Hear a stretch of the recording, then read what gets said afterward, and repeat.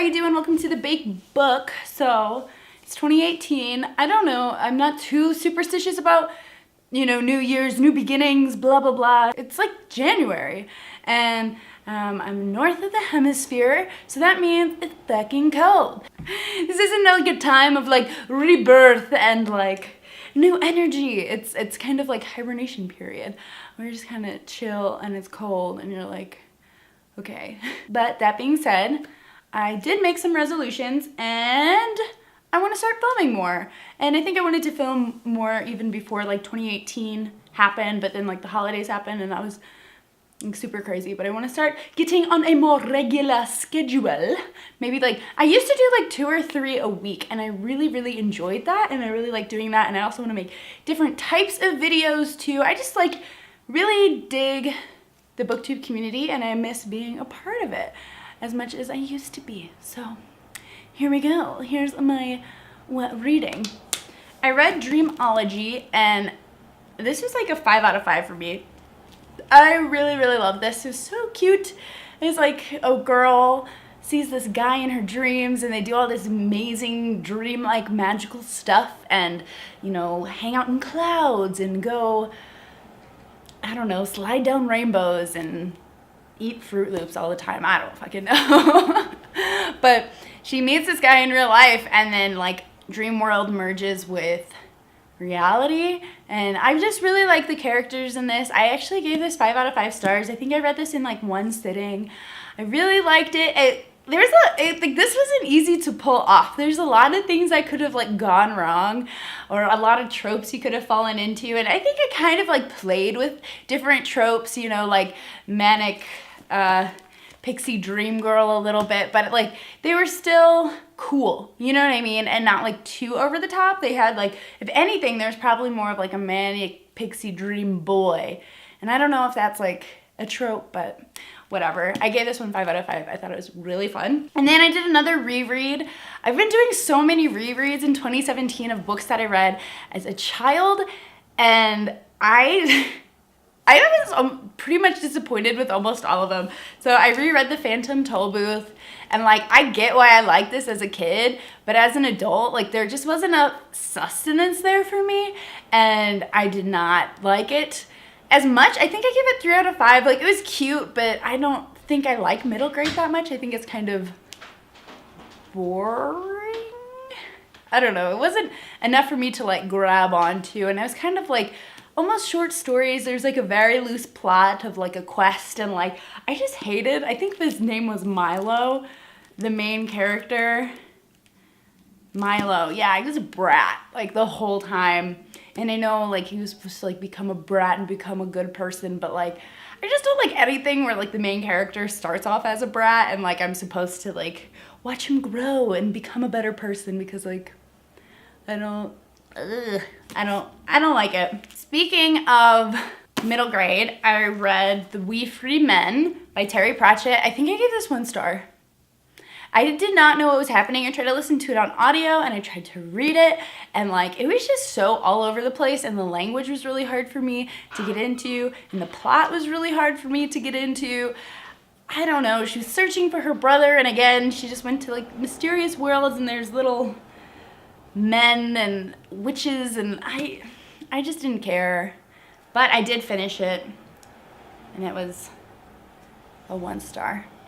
I read 3 books in the Diviner series. So I read Beauty Queens and I was not impressed, but I really wanted to listen to an audiobook, and then I heard that series, a lot of people were saying that's really good on audio, and I listened to the whole thing on audio because I had a lot of driving to do these past few weeks, and so I listened to all 3 of them on audio, and they were so good on audio. January something, I don't know, she was amazing. Like the amount of voices she was able to produce, and then she would sing along too, and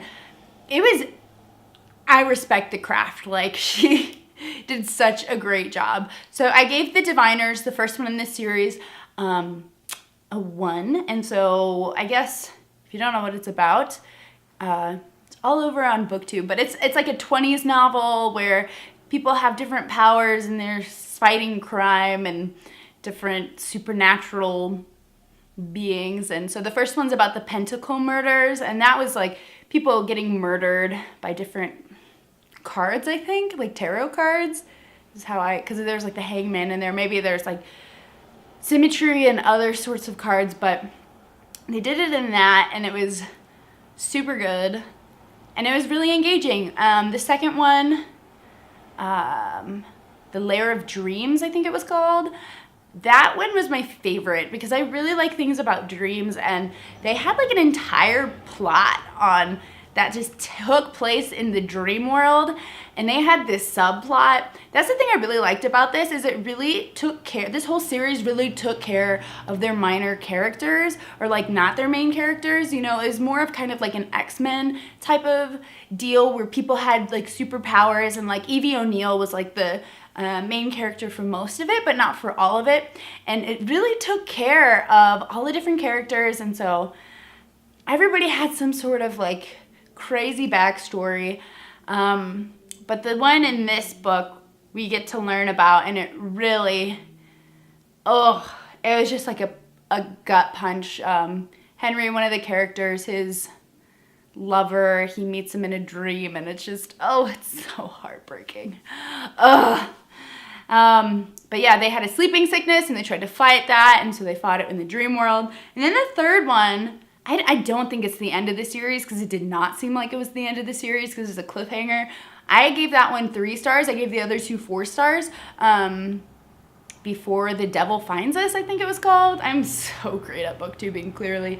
And I just didn't care as much about that one.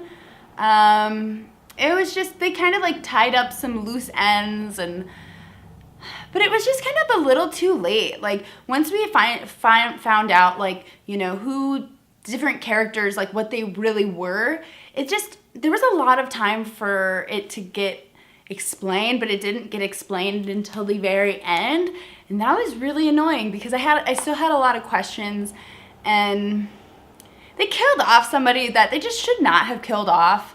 Like, they killed off like one of my favorite characters, and she was just, I loved her. She was like, I don't know, she was like the only one that had like a level head, and she was like a good person, and they killed her off. Everybody else was kind of like very egocentric and like into themselves, and she was like the only one that was like good. And I was really mad when she died, and I did not like that. So I gave that one 3. And then I read, this is the last book I read in 2017, Don't Call Us Dead by Danae Smith. This was great.